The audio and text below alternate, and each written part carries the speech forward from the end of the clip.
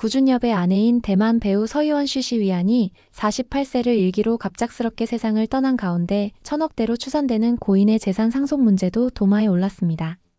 중화권 매체들은 서유원의 유산이 약 6억 위안 약 1,200억 원에 이를 것으로 추산하면서 유산 및 두 자녀의 향방에 촉각을 곤두세웠습니다. 서유원은 국립미술관 부지와 펜트하우스 등 수백억대 부동산 자산을 가졌고 전 남편과 이혼하면서 상당한 재산을 분할받는 등 총 재산이 6억 위안에 이를 것이라는 분석입니다. 서유원은 2011년 중국 사업가 왕소비왕 샤오페이와 결혼해 일남일녀를 얻었으나 불화 끝에 2021년 이혼했습니다. 이듬해 옛 연인인 구준엽과 20년 만에 재혼했습니다.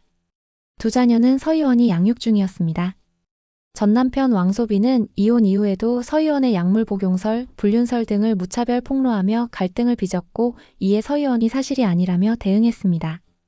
또 왕소비가 이혼하며 합의한 생활비를 미지급해 서유원이 강제집행을 신청한 일도 있었습니다.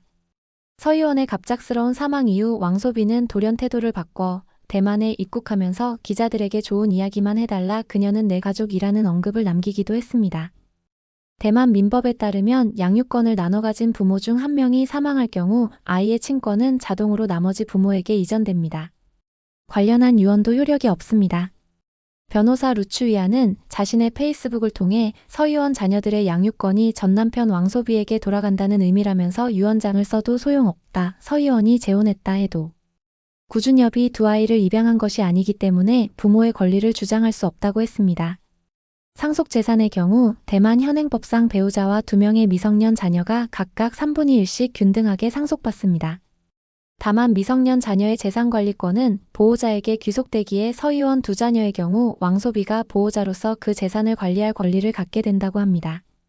루추위안 변호사는 부모 중 한쪽이 사망한 경우 남은 친권자가 미성년 자녀의 법정 대리인으로 자녀의 재산을 멋대로 사용하게 되면 법적 분쟁이 발생할 수 있다고 짚었습니다. 또 서유원 가족이 자녀들의 보호자 역할을 할 수 있도록 양육권 변경을 요청할 수 있으나 왕소비가 받아들이지 않는 한 소송이 쉽지 않을 것이라고 봤습니다. 한때 구준엽이 한국에서는 서유원과 혼인신고를 했으나 대만에서는 하지 않아 재산 상속에 문제가 있을 것이라는 보도가 나오기도 했으나 이는 팩트를 기반으로 하지 않은 가짜뉴스로 보입니다. 대만 TVBS 방송 등 현지 매체는 구준엽과 서유원이 2022년 2월 8일 한국에서 혼인신고를 했으며 대만에서는 같은 해 3월 28일 혼인 등기를 마쳤다고 보도했습니다. 몰려든 취재진 탓에 대만 혼인신고는 서유원 매니저가 대신했다고 전해졌습니다.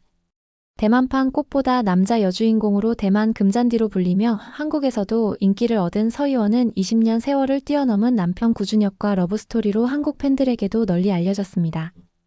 서유원과 구준엽은 1998년 만나 교제하다 결별했고 이후 사업가 왕소비와 결혼했던 서유원이 10년 만에 이혼한 뒤 구준엽의 전화로 다시 재회, 2022년 영화처럼 결혼에 골인했다.